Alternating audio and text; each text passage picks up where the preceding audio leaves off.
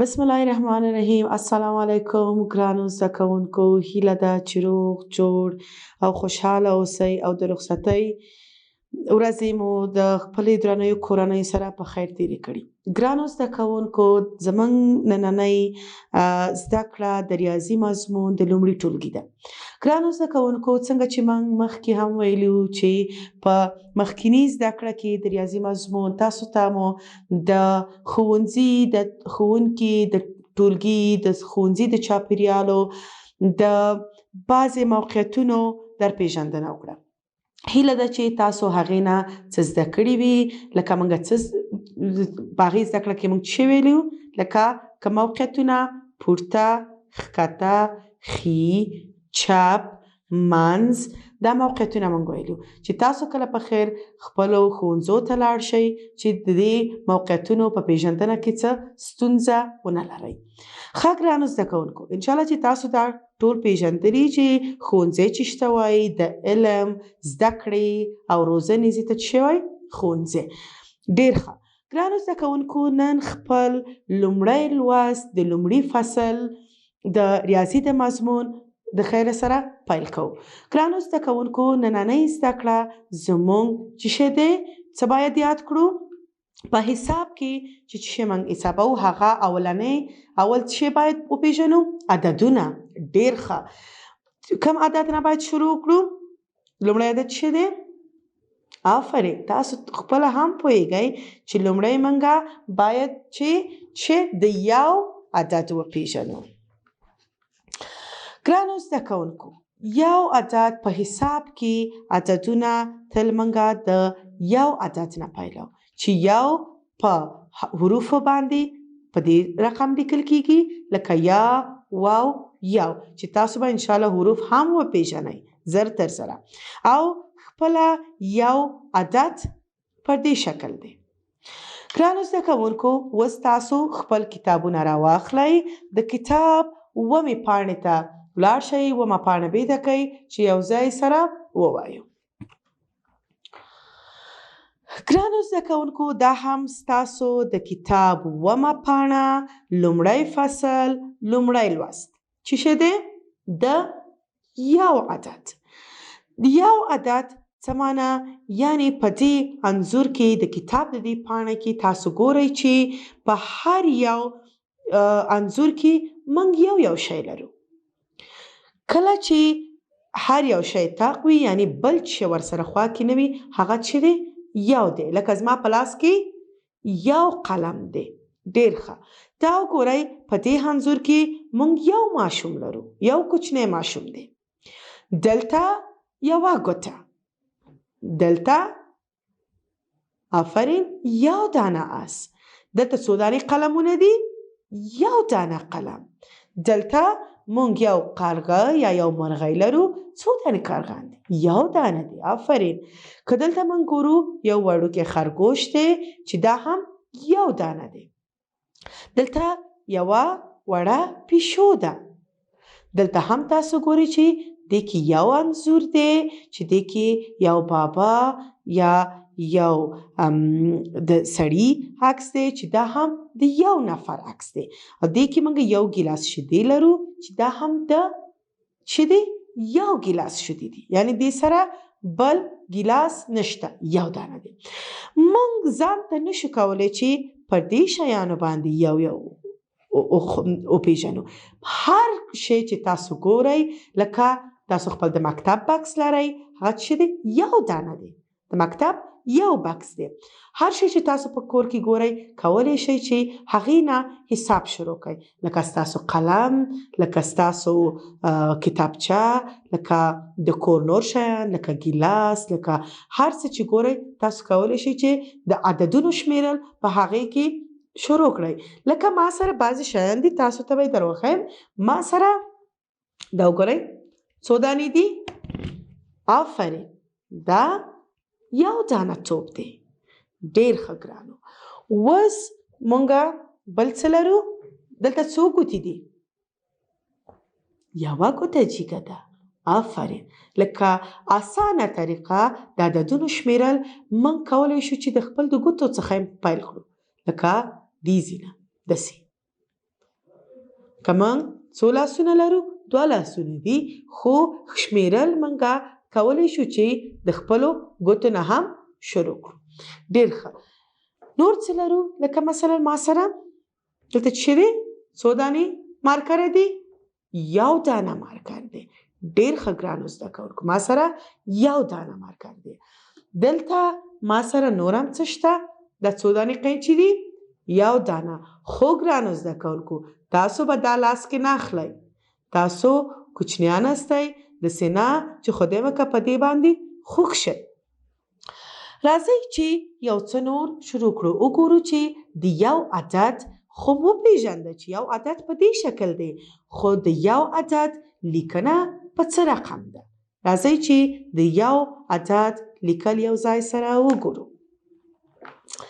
ګرانو زده کوونکو تاسو د یو عدد ولیده چې دا چې دی په دې شکل دی یو عدد داسې لیکل کیږي اوس ګورو چې یو عدد نور موږ څه رقم لیکلی شو د دې اسانه طریقه څه رقم ده چې موږ وکړی شو چې د یو عدد ولیکو ګرانو زده کوونکو دلته تاسو د یو عدد شکل ګورئ او په منځ کې هم تاسو څه نښې ګورئ ګرانو که تاسو د یو عدد لیکلو کې کله ستونزه لرئ نو تاسو کولی شئ چې اول په خپله کتابچه کې څه وکړئ نښې کیږدئ نښې کیږدئ پس له هغې کولی شئ چې دا نښې سره یو ځای کړئ او هر عدد چې تاسو غواړئ د هغې شکل جوړ شي ګرانو زده کوونکو تاسو اوس خپلې کتابچې راواخلئ خپل پنسلونه راواخلئ ځکه چې تاسو د لومړۍ ټولګي زده کوونکي یاستئ باید چې سره کار وکئ پنسل سره آفرین خپل پنسل پاکونه هم ځان سره کیدئ که چیرته کومه غلطي کیږي که چیرته ستاسو لیکنه ستاسو په زړه نه وي کولی شئ چې ډېر په اسانه یې پاک کړئ آفرین راځئ چې اوس د یو عدد دلته ولیکو چې دا څه رقم لیکل کیږي دلته دا نښې سره یو ځای کوو چې موږ ته د یو عدد شکل جوړ شي آفرین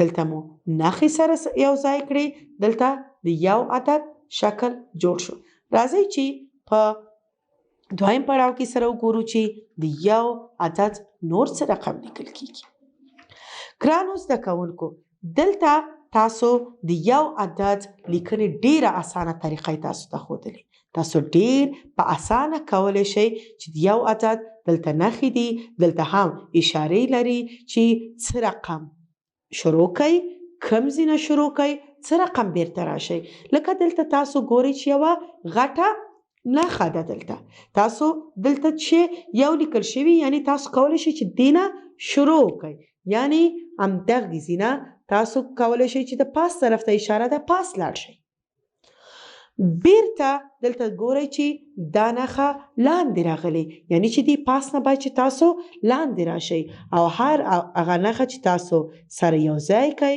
یا یو بل سره دا نښې اړیکې ونیسي تاسو ته د یو عدد جوړیږي ښه ګرانو اوس راځئ زه پوهیږم چې تاسو هم د یو عدد ډېر په اسانه لیکلي راځئ چې نورې هم لږ کار کو سره وګورو چې د یو عدد نور څه رقم لیکلی شو که په هغه مخکینۍ طریقه چې اول پاسئ بیا لاندې نشئ کولی دا هم یو اسانه طریقه ده چې صرف یو اوږد او راست او سیده خط وباسئ دلته موږ څو میان لرو آفرین یو دانه مهی دی که نه دلته موږ یو ویلو چې تل یو شی په انځور کې باید یو شی اوس دلته هم تاسو یوه نښه لرئ تاسو ډېر په اسانه کولی شئ چې دې نښې نه لاندې راشئ دا نښې سره یو ځای کړئ او تاسو ته د یو عدد درکړي پاس نه لاندې یو ځینې شروع کوئ لاندې راځئ یو عدد دلته څلور نورم دي راځئ تاسو یې راسره هم ولیکئ آفرین یو چې دلته ټولې نښې ښودل شوي که نه تاسو یې هم ګورئ یو او یو ښه ګرانو اوس تاسو ته غواړم چې د نښې ایښودو طریقه در وښیم چې څنګه کولی شئ چې نښې کیږدئ. ګرانو زده کوونکو تاسو ته ویلي چې دا ډیر په اسانه طریقه تاسو کولی شئ چې یو ولیکئ. یو پاس نه شروع لاندې راشئ. که بیا هم ستونزمنه یې ما تاسو ته د نښې ایښودو مشوره درکړه. نښې څنګه ایښودل کیږي؟ ډیر ساده. څو ټکي کیږدئ، دې باندې خط کش کړئ. آفرین. ټکي کیږدئ ما سره یو ځای.